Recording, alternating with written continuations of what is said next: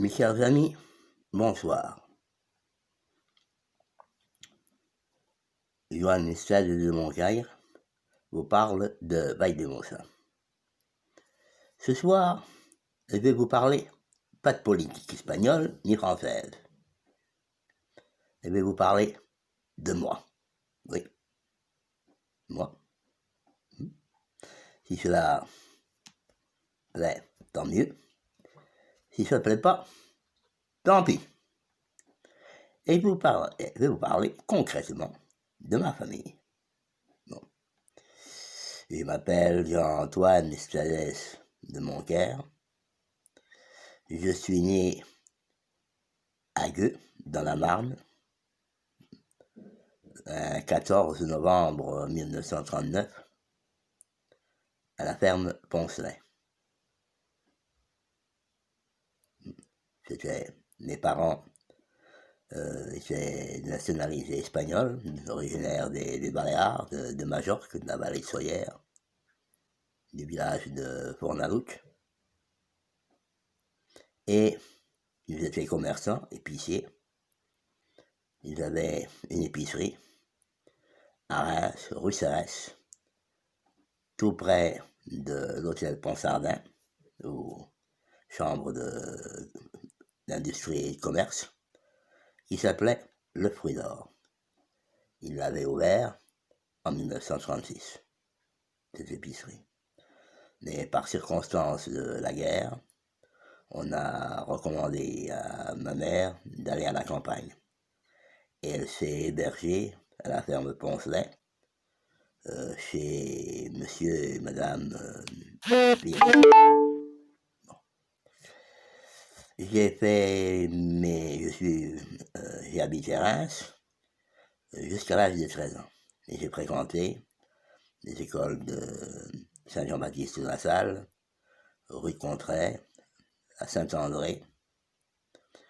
Après, j'ai été quelque temps dans une école qui n'était pas confessionnelle, mais ce n'était pas une école publique, où j'ai des bons souvenirs, j'ai appris beaucoup, j'ai amélioré même ma calligraphie, beaucoup de choses, chez madame Grégoire.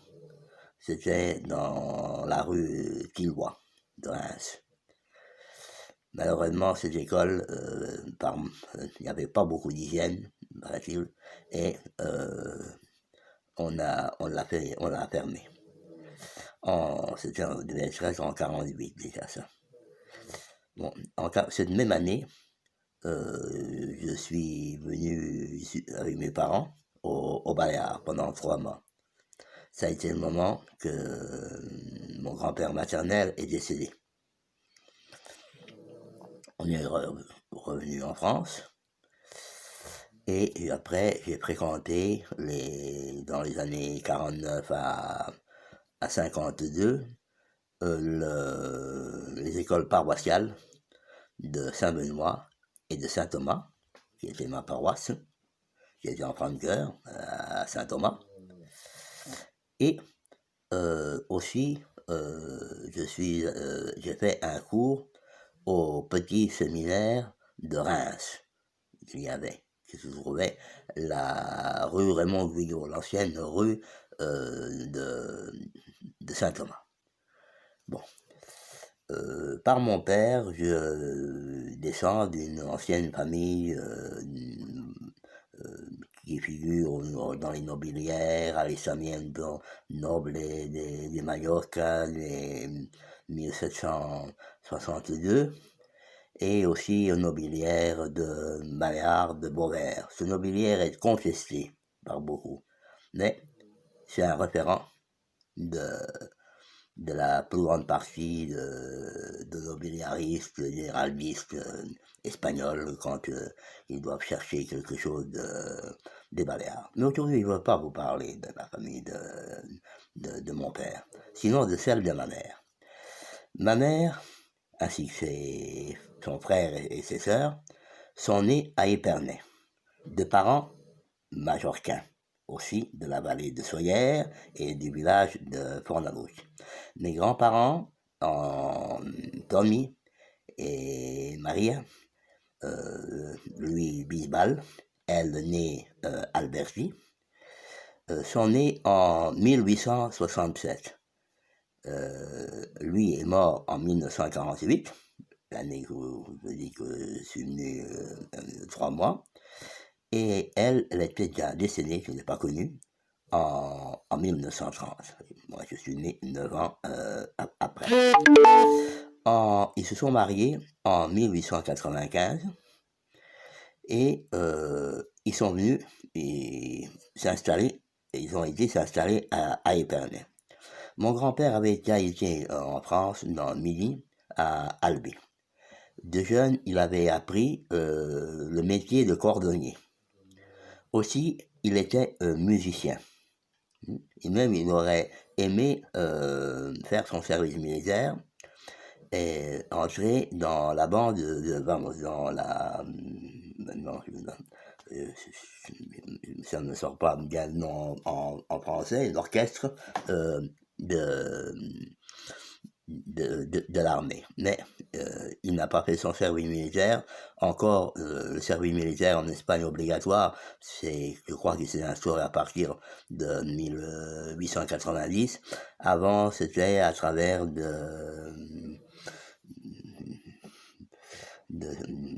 je ne sais pas comment vous expliquer ça en français. Il y avait qui le faisaient, d'autres qui ne le faisaient pas. Bon, c'était une autre affaire. Mais son père avait été tout content, mon arrière-grand-père, qu'il ne fasse pas son service militaire, parce que lui, mon arrière-grand-père, qui s'appelait aussi Antoine en français, on avait fait 7 ans de service. Il avait même été, à un moment donné, une guerre qu'il y avait eu en Afrique, de l'Espagne. Quand ils sont arrivés à Tétouan, la chose s'est arrêtée, elle s'est calmée. Bon, à Épernay, entre les années 1897 et 1907, sont nés ces 4 enfants. L'aîné, ça a été ma mère. Après est venu son frère, mon oncle. Après, une autre sœur qui a été ma marraine. Et la Benjamine, la petite, dont ma mère et son frère ont été la marraine et le parrain, qui est né en 1907, à 25 mai. Bon, cette dernière est arrivée même à l'âge enviable de 101 ans. Elle est morte dans notre village des ancêtres. Bien. Mes parents, définitivement, ils sont revenus dans leur pays en 1953 avec moi. Mon père est mort en 1968 et ma mère en 1979. Mon oncle, celui qui venait après ma mère, qui est né en 1900, lui a fait son service militaire en Espagne, mais après, il est reparti en France. Il a été garçon, employé, chez un oncle à lui, frère de sa mère, et qui était aussi son parrain. Il est venu se marier ici en Espagne, et il y a eu de son mariage 7 enfants. L'aîné est né en 1929 à Reims. Elle est morte à Majorque en 2012, le jour qui faisait anniversaire de la mort de son père, mort en 1990. Son père est mort en 1990. La femme de mon oncle, ma tante par alliance, elle était native de Fornalutsch, et elle est morte à Reims en 1976. Elle et son mari sont enterrés à Fond-la-Rousse, dans le caveau de famille, ainsi que ses enfants, l'aîné, qui est, j'ai dit qu'elle était née en 1929 et décédée en 2012, aussi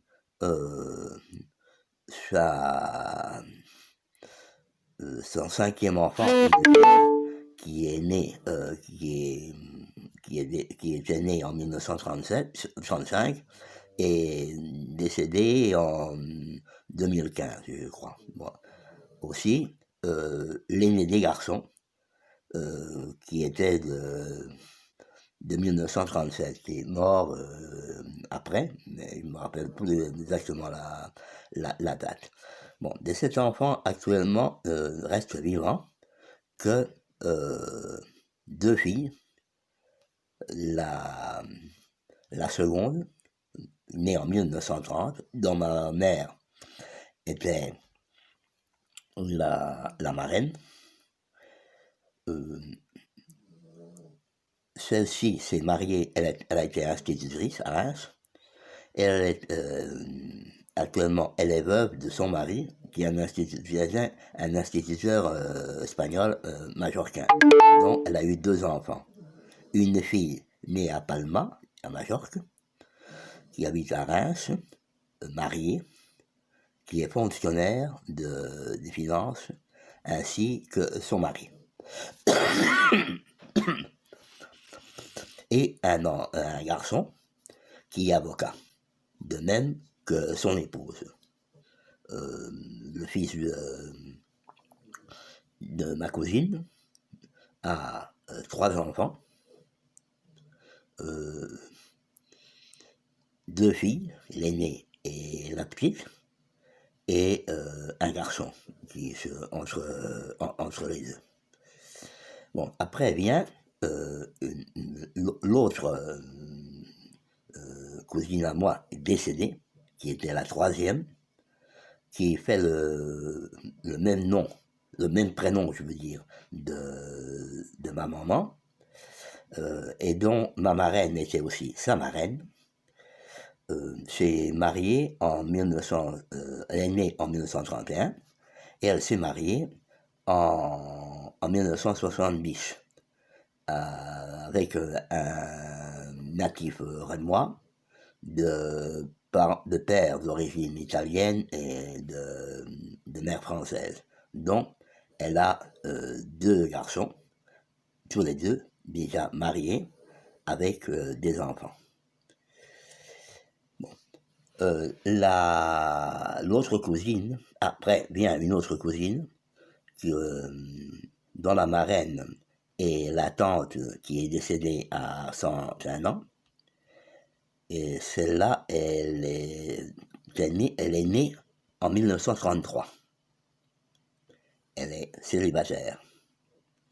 De même que l'autre cousine décédée en 2015, qui, elle, était à l'aide de mon oncle comme commerçant, ainsi que son petit frère, qui a pris la succession et qui est encore vivant. L'aîné des garçons avait la même marraine que moi et que sa sœur prénommée Rose. Il s'appelait Antoine, comme son père, comme son grand-père, comme son arrière-grand-père, et le père de celui-ci. Il s'appelait aussi Antoine. Il a été fonctionnaire français à Paris. Après sa retraite, il est revenu à Reims et il est mort il y a quelques années. C'était un garçon très intelligent, très cérébral, très bonne personne. Bon, comme tous mes cousins d'ailleurs. Et finalement, le petit est né en 1940. Et c'est lui qui est encore, grâce à Dieu, Dieu merci, qui est vivant et qui a pris la succession de son père jusqu'en 2004, qu'il a fermé son magasin pour prendre sa retraite. Mon oncle, lui, d'abord, a été établi à Reims, la place du marché, pas trop loin du même magasin où il avait travaillé avec son oncle et parrain. Mais en 1935, il a pris un autre magasin rue de Velle, entre rue de Velle et faisait un coin avec la rue Chabot. Hein, quand même, au bout de quelques temps, d'abord, il payait le loyer, après il a acheté l'immeuble. Aussi, il a acheté une maison de campagne à Germigny, dans la Marne. Je ne sais pas si actuellement la famille conserve cette propriété. Je n'aurais pas demandé non plus. Ce n'est pas, disons, trop mon problème. Ah. Mais les sœurs de ma mère, ma marraine et sa filleule, disons, n'ont pas eu d'enfants de leur mariage. Ma marraine s'est mariée une première noce je crois que c'était en 1927, mais son mari est mort pendant la guerre civile espagnole d'une angine de poitrine, le jour des rois de 1937. Et en 1940, elle s'est remariée avec un veuf qui avait un garçon d'un premier ménage qu'elle a pris comme son propre fils. Mais elle n'a pas eu d'enfant. Également, ma tante, la filleule de maman, n'a pas eu non plus d'enfant. Elle s'est mariée en 1940, le 12 septembre, avec un garçon de son même âge, un mois et demi plus jeune même qu'elle, qui a été maire de Fornarouche entre les années 1956 et 65, et qui est mort à l'âge de 62 ans en 1970. Bon. Mon grand-père, au Baléares, a été juge de paix de son village.